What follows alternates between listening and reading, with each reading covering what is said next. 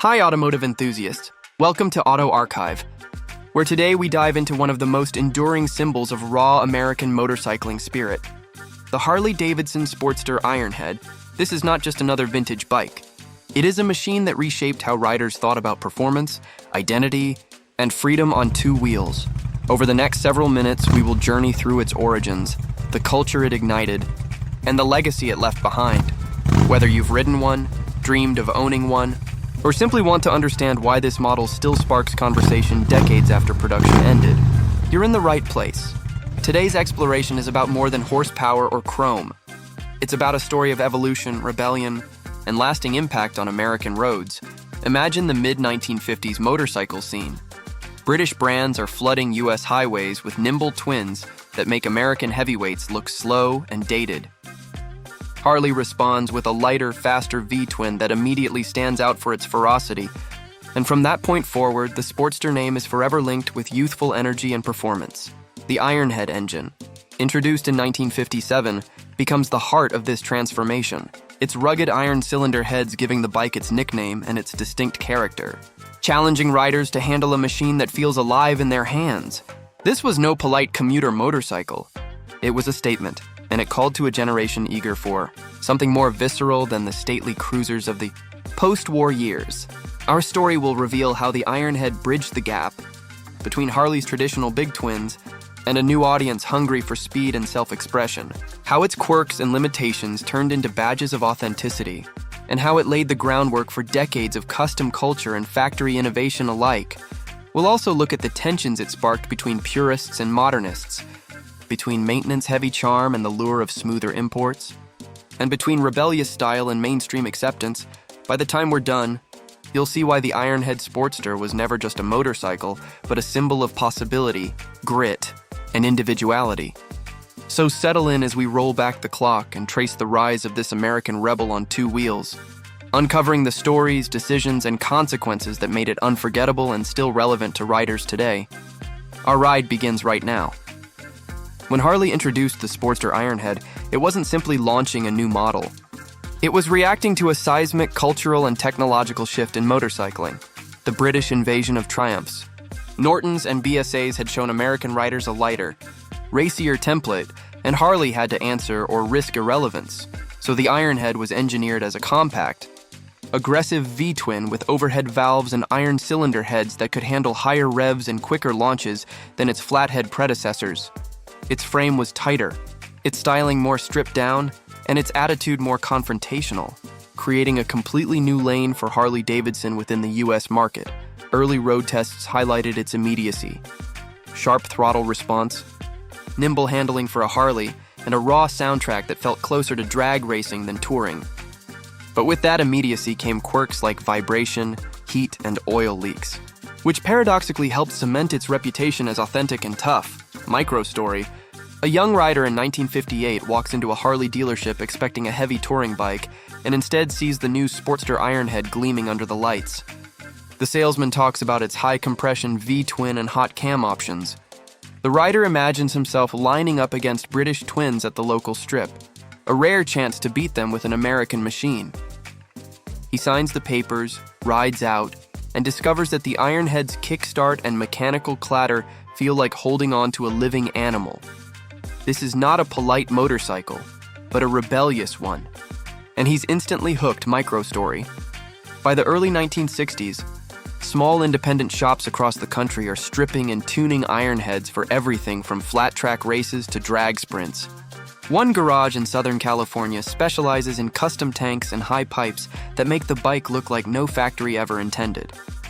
The owners take pride in the fact that their machines leak oil and shake it idle, because to them that's proof of a beating mechanical heart rather than soulless perfection.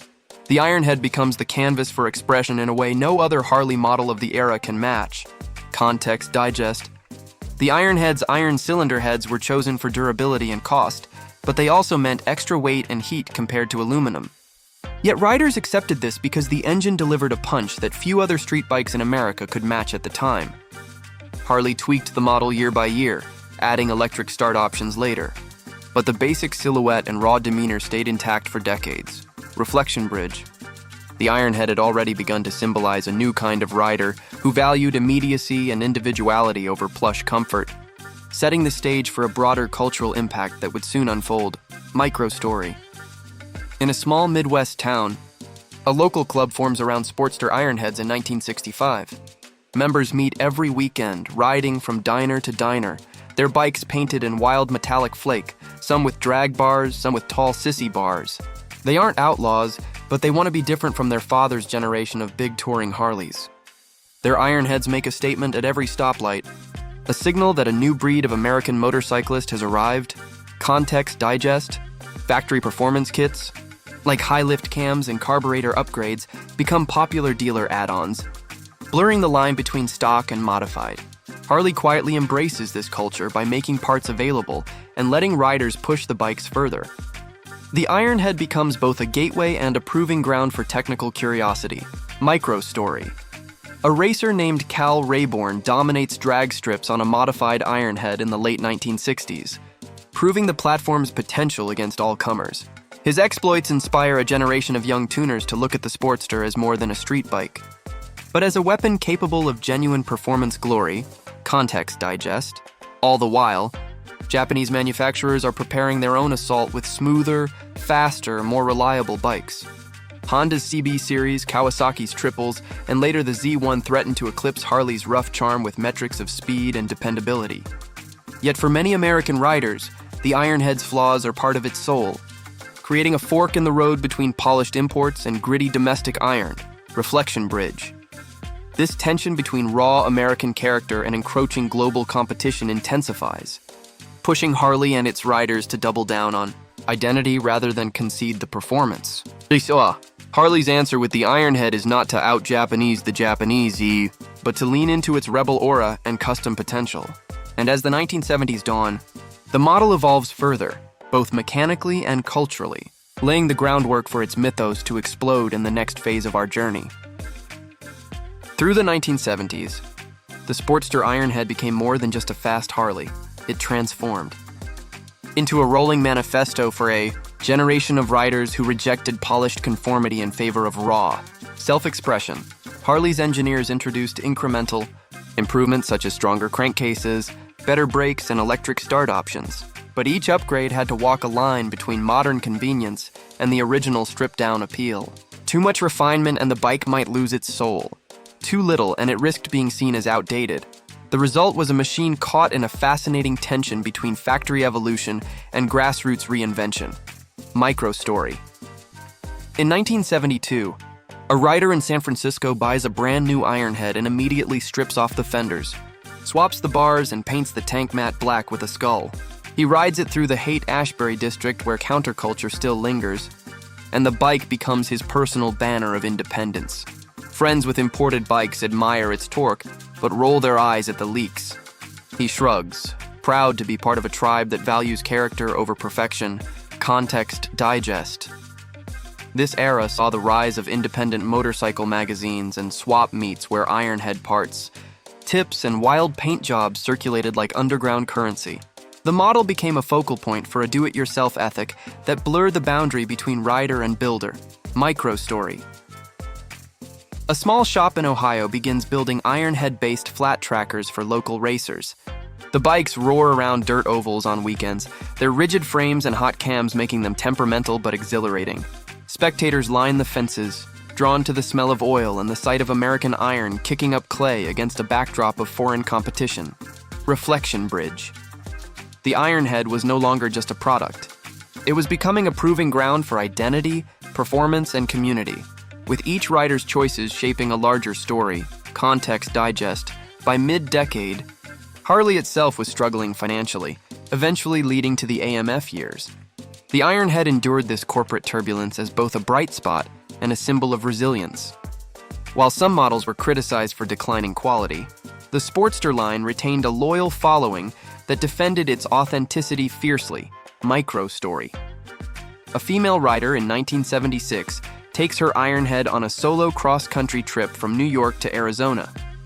She recounts in a local paper how the bike demanded constant attention, tightening bolts, topping oil, but gave her a sense of self-reliance no other machine could.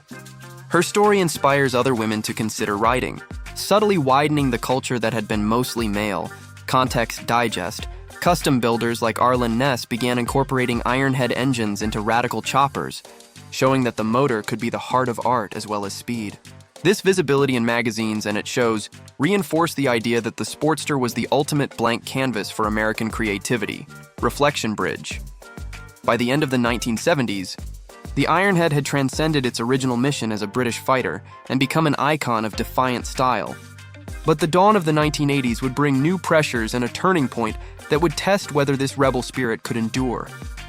Harley and its devoted riders were about to confront a future of rising standards, shifting demographics, and the looming question of how to preserve heritage without becoming a museum piece, setting up the next chapter of the Ironhead saga. As the 1980s unfolded, the Harley Sportster Ironhead found itself at a crossroads between tradition and transformation. The market demanded smoother engines, cleaner emissions, and better reliability, yet the Ironhead had been built on a reputation for grit, noise, and hands-on charm. Harley's management knew that simply keeping the bike unchanged would risk losing younger riders to Japanese competition. But altering it too much might alienate the core audience. Microstory. In 1982, a longtime Ironhead owner watches news of Harley's buyback from AMF with cautious optimism. He loves the bike's rebellious aura, but hopes the company can lift quality and engineering standards. When he rides his oil-spotted Ironhead to a local rally, he senses he's part of a disappearing breed as more new bikes with smoother engines fill the parking lot. Context Digest. Around this time, Harley's R&D team begins quietly developing the Evolution engine, an all-aluminum power plant that will replace the Ironhead by 1986. Lighter and cooler running, it promises fewer leaks and easier upkeep, signaling a pivot toward modernity without abandoning the Sportster name. Microstory. A young mechanic in Milwaukee volunteers for test rides of pre-production Evolution Sportsters, noting how the new engine still pulls hard but feels more refined. He wonders whether riders will embrace the change or accuse Harley of watering down its soul. His diary entries capture that liminal moment when tradition and progress collide. Reflection Bridge.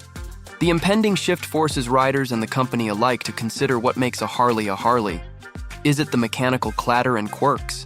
Or is it the sense of belonging to a lineage of American freedom machines? Context Digest. Even as the Evolution engine neared launch, aftermarket shops thrived by catering to Ironhead loyalists who wanted to keep their older bikes alive with fresh parts.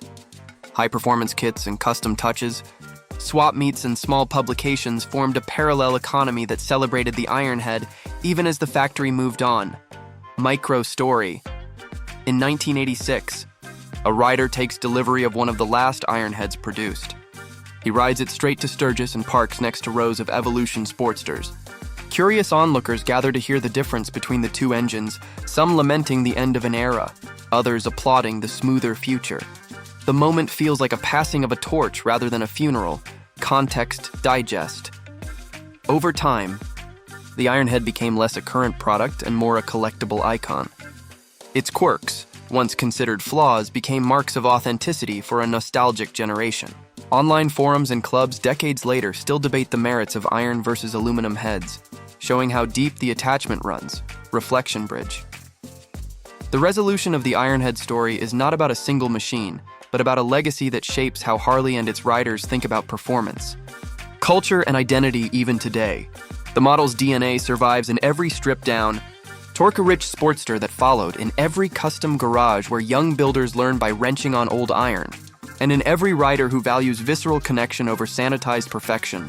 What began as a hurried response to foreign competition evolved into a permanent archetype of American motorcycling. And that's why the Ironhead's rebel heart still beats in the imagination of enthusiasts across the country and beyond. The Harley-Davidson Sportster Ironhead saga shows how a motorcycle can transcend steel and oil to become a living chapter of cultural history. What began as a mid-century answer to foreign challengers became an icon that reshaped Harley's identity, gave riders a canvas for self-expression, and left a lasting imprint on the DNA of modern Sportsters and countless customs. The Ironhead proved that authenticity can outlast technological obsolescence. and that a machine's quirks can forge loyalty stronger than marketing slogans, today, decades after production ended, you can still find Ironheads thundering down back roads or sitting proudly in garages, each one carrying stories of road trips, rebuilds, and personal milestones. The legacy of the Ironhead is not only about performance, but about connection. Between rider and machine, between tradition and progress, and between past and future, its rugged heartbeat continues to inspire new generations of builders and riders who crave something raw, mechanical, and unmistakably American. If you've been with us on Auto Archive through this deep dive, you've seen how the Ironhead started as a scrappy underdog, grew into a rebellious symbol, and emerged as a permanent archetype within the motorcycle world.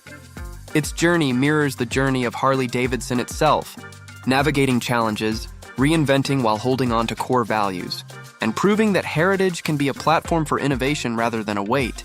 Whether you're a seasoned rider, a curious historian, or someone who simply loves stories of machines with soul, the Ironhead invites you to explore, learn, and maybe even take a ride on history. Thank you for joining this long road with us. Automotive enthusiasts, thanks for riding with us on Auto Archive. See you next time, automotive enthusiasts.